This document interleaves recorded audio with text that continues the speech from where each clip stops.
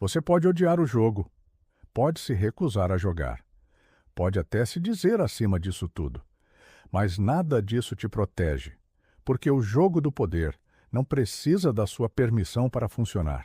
Ele simplesmente existe.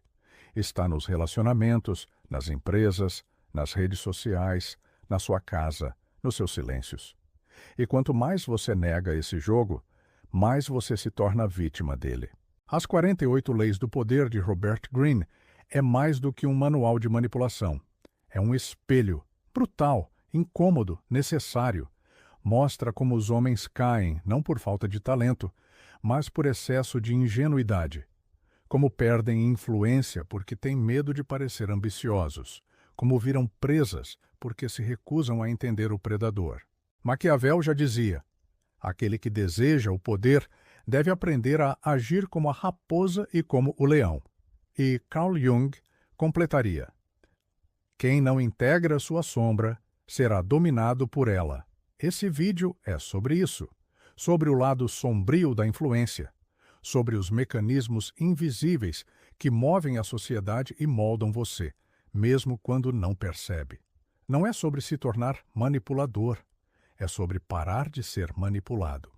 Se você está pronto para olhar de frente o que a maioria evita, então continue. Parte 1. O poder não é maligno, mas é perigoso para quem ignora. A palavra poder carrega um peso negativo. Você ouve e já pensa em corrupção, ego, manipulação. Mas isso é só a superfície. O poder em si não é maligno, é neutro. Ele é uma força. E como toda força, pode ser usada para construir ou destruir. O problema é que quem se recusa a entender o poder acaba sendo controlado por quem entende. Robert Greene não escreveu As 48 Leis do Poder para ensinar o mal. Ele escreveu para revelar o que já acontece todos os dias nos bastidores da política, dos negócios, dos relacionamentos. Ele apenas arrancou o verniz da moral social e mostrou o que move o jogo real: estratégia, percepção, controle emocional, timing e influência. Não entender isso é como entrar num campo de batalha achando que está num piquenique. Maquiavel já dizia que o governante precisa saber manipular aparências, disfarçar intenções, ser temido quando necessário, porque o mundo não é governado pela justiça, mas pela percepção da justiça. Não é governado pela bondade, mas pela aparência dela. E se você acha que só boas intenções bastam, vai ser engolido.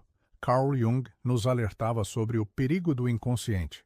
Quando você não entende o que o poder desperta em você, inveja, medo, submissão, desejo de aceitação, você é controlado por impulsos que nem sabe que tem. E quem não domina a si mesmo será dominado por qualquer um. O poder é como o fogo. Ele não escolhe quem queima. Mas se você souber usá-lo com consciência, força interior e clareza moral, ele ilumina o caminho. Parte 2. As leis ocultas do comportamento humano. O poder não se conquista apenas com força, mas com compreensão. Quem entende o comportamento humano domina mais do que palavras. Domina a realidade. Robert Greene não escreveu regras mágicas. Ele apenas traduziu o que os poderosos sempre souberam. As pessoas agem por vaidade, medo, insegurança, desejo de reconhecimento. E quem domina essas camadas invisíveis comanda sem precisar gritar. A primeira regra não dita do poder é: todo mundo está jogando um jogo social. Mesmo quem finge não jogar, está jogando. Fingir humildade, exibir fragilidade, exagerar virtudes, tudo isso é manipulação inconsciente. O erro é acreditar que só os frios e calculistas são estratégicos. A verdade é que até a vítima usa estratégias, só que frágeis, reativas e quase sempre autodestrutivas. Maquiavel dizia que a aparência é mais importante do que a verdade. E embora isso choque quem idealiza o mundo, essa é uma observação brutalmente realista. As pessoas seguem quem inspira admiração, não necessariamente quem é bom, mas quem parece forte, competente, confiante. Quem sabe controlar a própria imagem, controla a narrativa. E quem controla a narrativa, governa o ambiente. Carl Jung complementaria: muitos dos jogos de poder que jogamos são inconscientes. Você adula alguém sem perceber. Se sabota sem saber por quê. Se sente inferior diante de certos tipos de pessoas. Isso é a sombra atuando. Quando você não reconhece suas próprias ambições, medos e desejos ocultos, você se torna marionete do inconsciente. Entender as leis do comportamento humano não é para manipular os outros, é para parar de ser manipulado por si mesmo. Parte 3. A sombra do poder. Por que você sabota sua própria influência? Existe um motivo pelo qual tantos homens sabotam sua própria ascensão. Eles têm medo do poder, não do poder alheio, mas do próprio. Medo do que vão se tornar se forem ouvidos. Medo da responsabilidade que vem com a liderança. Medo do desconforto que acompanha a liberdade. Carl Jung chamava isso de sombra. Tudo aquilo que você rejeita em si por acreditar que é errado, perigoso ou inaceitável. E sim, isso inclui ambição, força, domínio, desejo de reconhecimento. Quantos homens recusam o poder porque confundem autoridade com arrogância, influência com manipulação, firmeza com agressividade? O resultado? Se sabotam, se diminuem, entregam espaço para os mais ruidosos, passam a vida evitando conflito e, por isso, nunca ocupam seu lugar.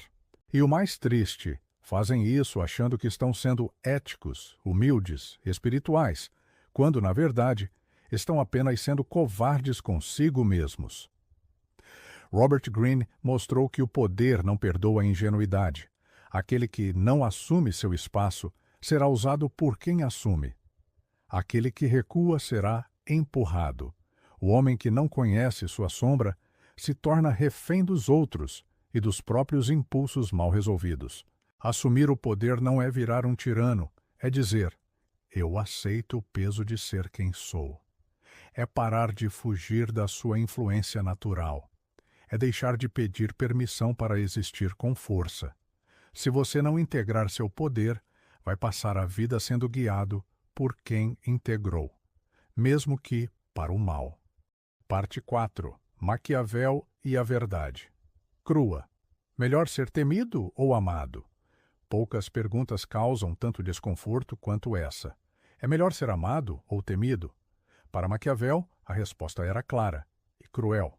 Se não puder ser os dois, é melhor ser temido. Não porque ele desprezasse o amor, mas porque ele entendia o que muitos ainda negam. O amor é volúvel. O medo é funcional.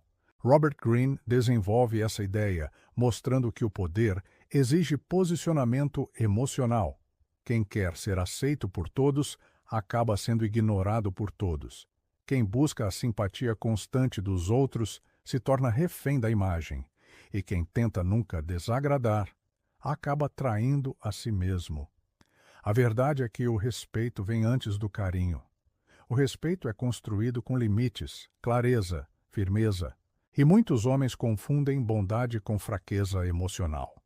Se tornam agradáveis, afáveis, compreensivos demais e perdem a admiração dos que mais gostariam de impactar.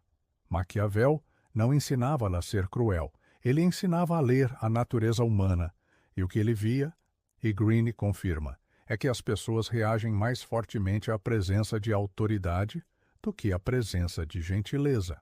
Você pode ser justo e respeitado, mas não será respeitado se for apenas justo. A força vem primeiro, a bondade é o bônus, não o alicerce. Jung nos alertaria: se você não reconhece sua capacidade de intimidar, será intimidado. Se você rejeita a imagem do leão em você, vai se tornar presa fácil para os lobos disfarçados de cordeiro. Integrar o poder não é se tornar duro, é se tornar inteiro. Parte 5. O homem que se conhece. Torna-se impossível de ser manipulado. Você só é manipulável naquilo que não reconhece em si mesmo. Se tem medo de parecer ambicioso, será manipulado por quem finge humildade. Se tem medo de impor limites, será explorado por quem não tem nenhum. Se tem medo da sua força, será controlado por forças externas. Toda fraqueza inconsciente é um ponto cego, e todo ponto cego, uma porta aberta para o domínio alheio. Robert Greene mostra que o jogo do poder é, antes de tudo, psicológico. Quem entende o outro domina, mas quem entende a si mesmo se torna indominável. Porque já viu sua sombra, já reconheceu sua ambição, sua raiva, sua vaidade, seus desejos ocultos, e não tem mais medo deles. E é isso que o torna forte, não a perfeição, mas a integração. Carl Jung dizia: você não se ilumina imaginando figuras de luz, mas tornando consciente a escuridão. Quando o homem faz isso, ele deixa de agir como um menino querendo aprovação e começa a agir como um adulto que sabe quem é, o que quer e o que não aceita. Ele não se encanta com bajuladores, não se comove com chantagens emocionais, não se curva à pressão do grupo. Ele conhece o jogo. E mais do que isso, ele conhece a si mesmo dentro do jogo. Esse é o verdadeiro poder, o que nasce de dentro, o que não depende de cargos, títulos ou aplausos. O poder silencioso de quem assumiu o próprio lugar no mundo. Conclusão: o jogo não vai acabar. Mas agora você pode jogar consciente. O jogo do poder não vai acabar porque você prefere autenticidade. Ele não se dissolve diante da sua bondade, nem recua por causa da sua sensibilidade. Mas ele muda, e profundamente, quando você deixa de ser peça e se torna jogador. Quando você entende que influência, posicionamento e estratégia não são fraudes, são ferramentas, e que negar isso por medo é escolher ser manipulado pelos que não têm esse medo. Robert Greene escancarou o tabuleiro.